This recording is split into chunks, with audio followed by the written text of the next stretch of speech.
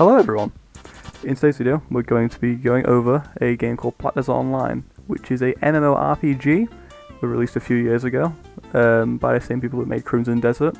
It's full of online players, there's still players to this day, there's a full economic system in the game which is determined by the players, as you can currently see on the screen. I will say, as a new player, this was quite daunting and confusing. However, you do eventually get a hang of it, and you start to enjoy the game a little bit more once the whole economics makes more sense to you as a person. The map is huge, as you can see. I have about 30 hours on the game with multiple accounts. This is how much I've discovered so far, and this is how big it is in total. I'll just show you all this quick. Little Asia area up there, very, very pretty.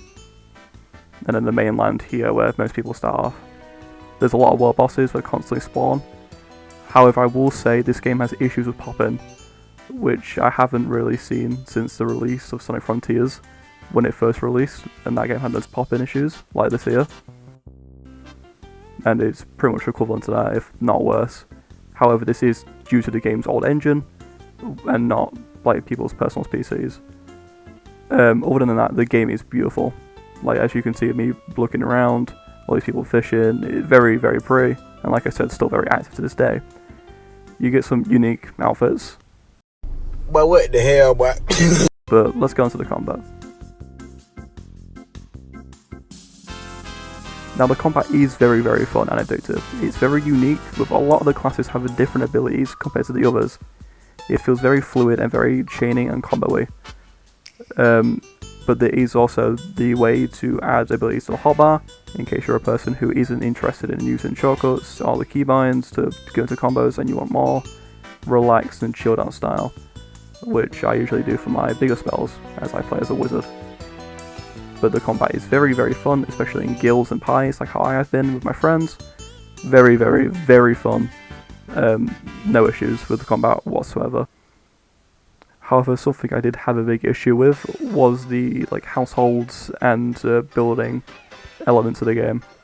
I'm a big fan of The Sims, so this is quite disappointing, but as you can see, all the options on the screen currently, all of these are locked behind a paywall, behind two different currencies, which can be quite expensive, which was quite a lot to put me off spending time doing this. There is a lot of options if you're willing to spend money on the game. However, for me, this kind of ruined the experience a little bit. But it's not a massive part of the game.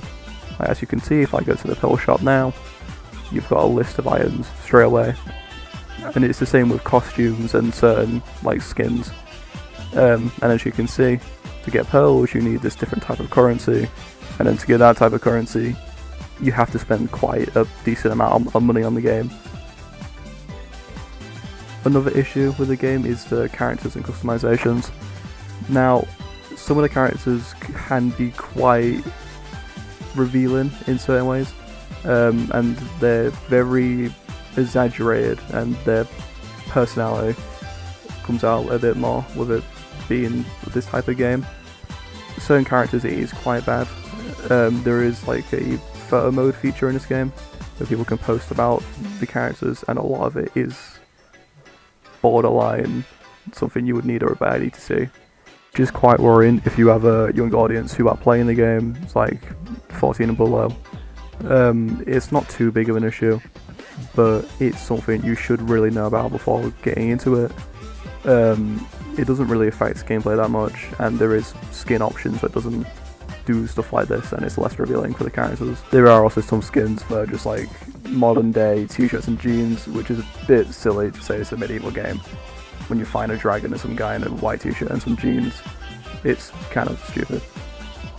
However, the character customization is really, really good. As you can see in the video, you can change a lot about the person's body, how thick their arms are, legs, ass, face, whatever you want. No issues here. I absolutely love this feature. I wish games included this more often. It was really expressive, and I was able to make the character however I wanted, and there was barely any restrictions. Again, you can do it for the face, eyes, hair. You can put tattoos on. It's very, very, very good.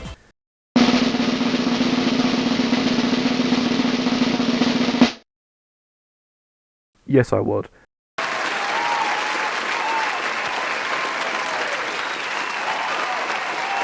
I really do recommend this game. It's like 89p on the Steam Summer Sale currently. I highly recommend getting it if you've got a group of friends. I hope you enjoyed. Thank you for watching.